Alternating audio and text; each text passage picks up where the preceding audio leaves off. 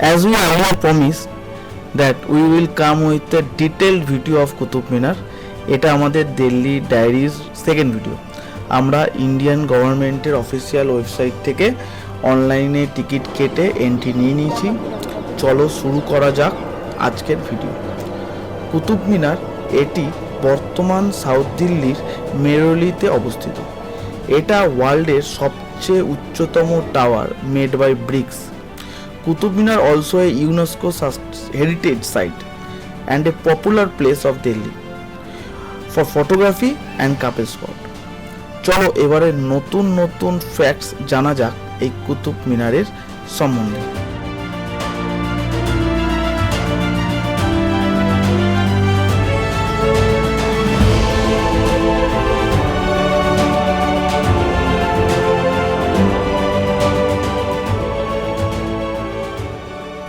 আপনারা যে কুতুব মিনার দেখছেন এটা কোনো সিঙ্গেল রুলারের দ্বারা পুরোপুরি তৈরি করা হয়নি।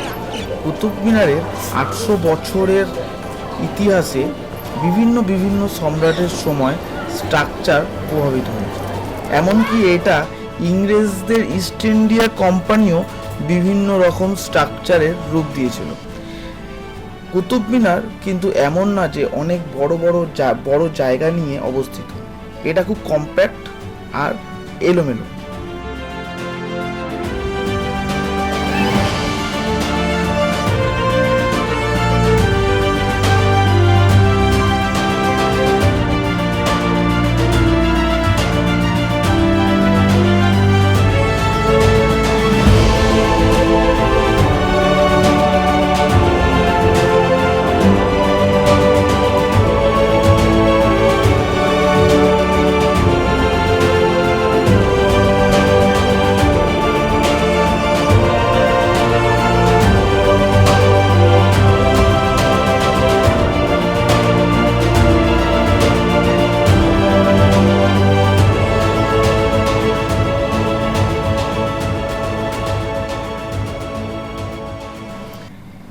এই মিনারটি 72.5 মিটার লম্বা। এর 379 সিঁড়ি পেরিয়ে যদি কেউ একদম টপে পৌঁছানোর চেষ্টা করে তবে সে নিশ্চয়ই হাঁপাবে, আর আমার মতন কেউ চেষ্টা করলে তো হাঁপানির রোগ হয়ে যাবে। এই কুতুব মিনারের মতন দেখতে একটি মিনার আফগানিস্তানেও আছে, নাম মিনারেট অফ জ্যাম। তারপর এই হিস্টোরিয়ানরা উপলব্ধি করতে পারে এটা বানানোর কারণ। কুতুব মিনার হলো একটি ভিক্টরি টাওয়ার। অত তাড়াহুড়ো কিসের? দাঁড়াও পুরো গল্পটা এবার তোমাদের বলছি।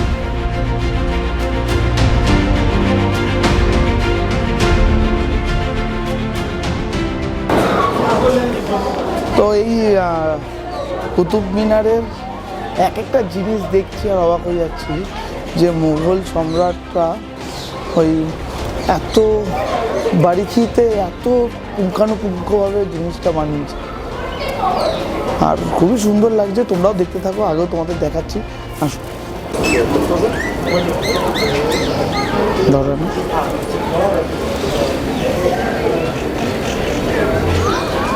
এই কুতুব মিনারের যে ওপরের অংশটা দেখছো এটা কিন্তু পরে আবার বানানো হয়েছে যতদূর আমি জানি।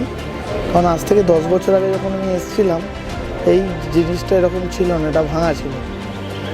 কারণ একটা এরোপ্লেন দুর্ঘটনায় এর ওপরের মাচাটা ভেঙে যায়, আবার পরে এটাকে আবার বানিয়ে নেওয়া হয়েছে।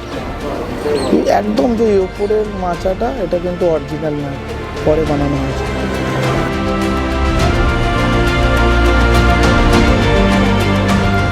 আজমিরের রাজপুতের রুলার ছিলেন Prithviraj Chauhan III।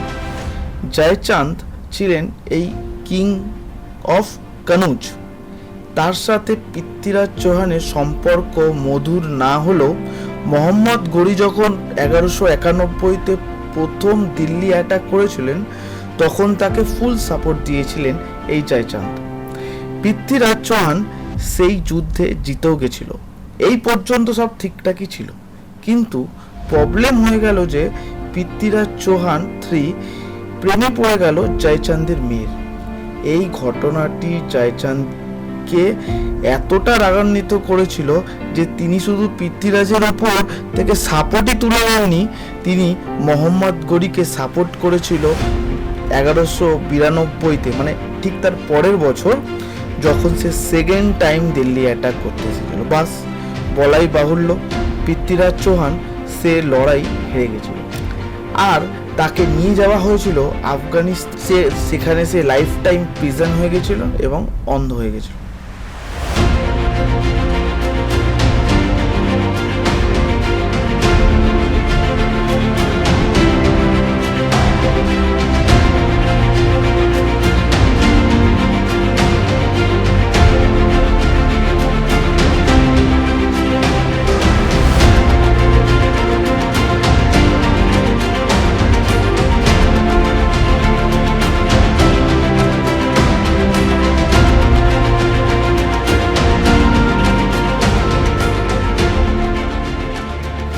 Delhi take over করার পর মোহাম্মদ গনি তার টেরিটরি মার্ক করতে গিয়ে প্রায় 27টি হিন্দু এবং জৈন টেম্পল ভেঙে দিয়ে মসজিদ বানিয়ে দিয়েছিল।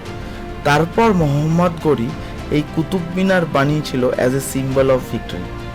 এটার নামকরণও হয়েছিল 13th সেঞ্চুরির সুফি সায়েন্ট কুতুবউদ্দিন বখতিয়ার কাকি ফ্রম কিরগিস্তান তার ওপর, যার দরগা এই মেরুলির গ্রামেই তার একটা টম্ব বানানো হয়েছে।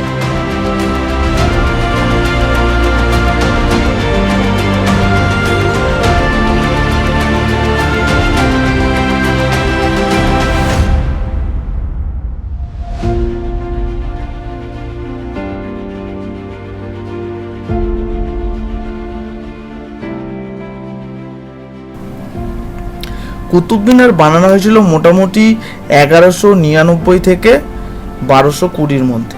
এর ফাউন্ডেশন স্টোন রেখেছিলেন কুতুবউদ্দিন আইবক এবং কমপ্লিট করেছিলেন ইলতুৎমিশ, আইবকেরই সাকসেসর।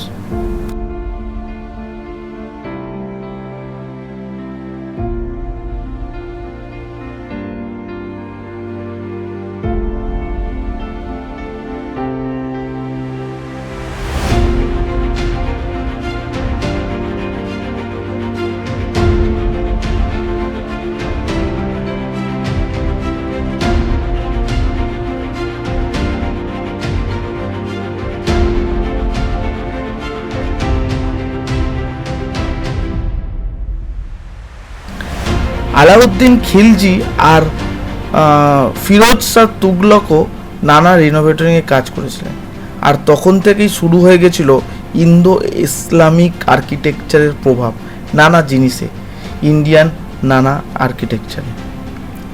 13ই সেঞ্চুরির আগে মৃত ব্যক্তিদের জন্য কোনো টম্ব বানানোর কোনো প্রথা ছিল না।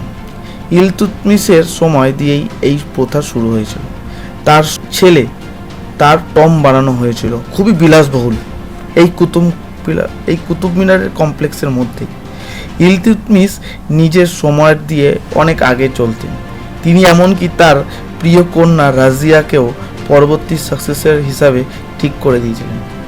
এমনকি ওল্ডেস্ট মাদ্রাসাও এই কমপ্লেক্সেই বানানো হয়েছিল আলাউদ্দিন খিলজির দ্বারা।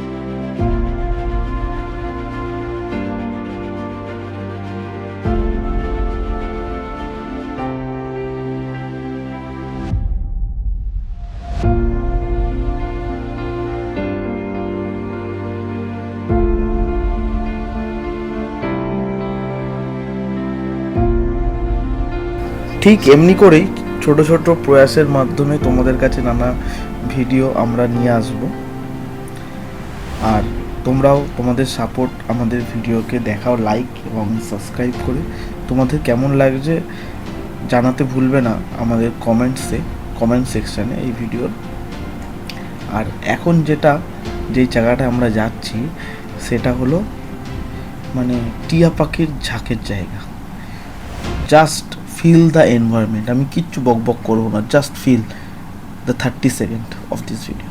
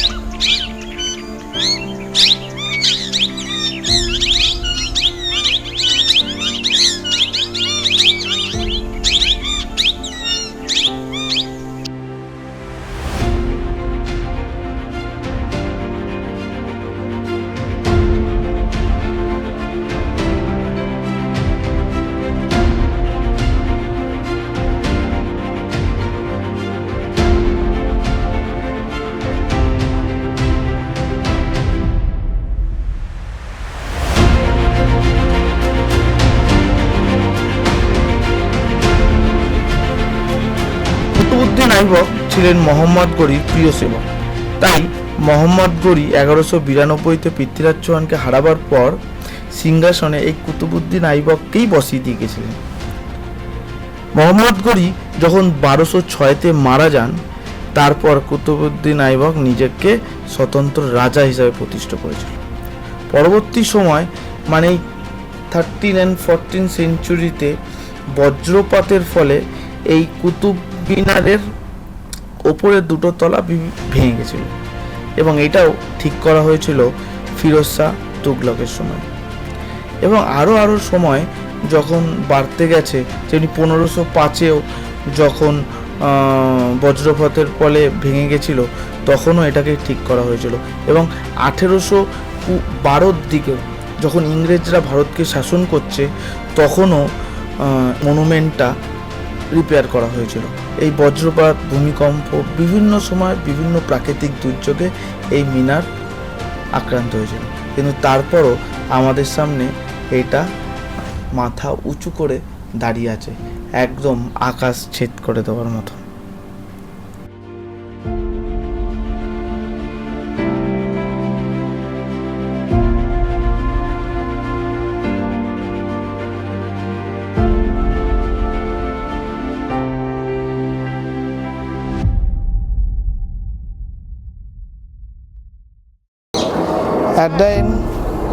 অ্যাট দ্য এন্ড তোমাদের আশা করি এই দিল্লির কুতুব মিনার খুবই ভালো লাগলো।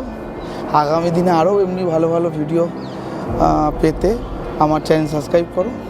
আবার নেক্সট ভিডিওতে অন্য কোনো লোকেশানে আবার দেখা হবে। Sign of.